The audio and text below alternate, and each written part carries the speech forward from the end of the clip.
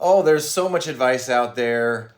Have no debt, have a ton of debt, good debt, bad debt, have no cash in the bank, exhaust it all in investments. What do you do? Hey, it's Gary. And I was recently talking with a friend of mine, and we both have a mutual friend that was a billionaire. I say was because unfortunately he had passed. And he shared some interesting things about him, and I want to relate that to you about investments and business and money management.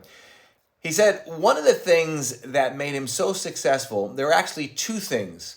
He said one thing was patience, and let me share with you why he enunciated, if you will, the patience. The second thing was he had a lot of available what? Cash.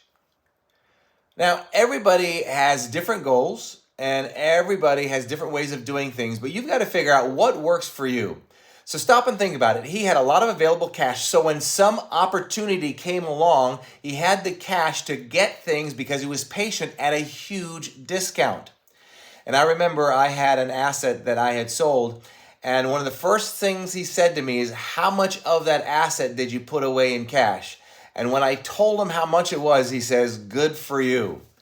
And in fact, I still have that amount of cash set aside, except for recently, I had an investment opportunity come to me and I took advantage of it. So should you have no cash? Some people say, well, if you have a lot of cash, inflation's going to eat it up. You know one thing I'd rather have? I would rather have inflation eat up some of my cash and have less stress. So if inflation takes $2,000 a year out of my cash that I have or whatever, I just pay $2,000 to have less stress. For me, it's worth it. For somebody else, they want to take all that money and put it into something else and then extend themselves more and more and more. And before you know it, they're on drugs and doing this. Not that if you extend yourself, you're going to be doing drugs and whatnot, but you understand what I mean. The stress level is a lot higher. So you figure out what works for you. That is really the answer. It may be no cash, take all your money and invest it, and work like you're poor. I work like I have no money, but I still like the fact that I like to have available cash, and I'm also trying to exercise as much patience waiting for the next opportunity.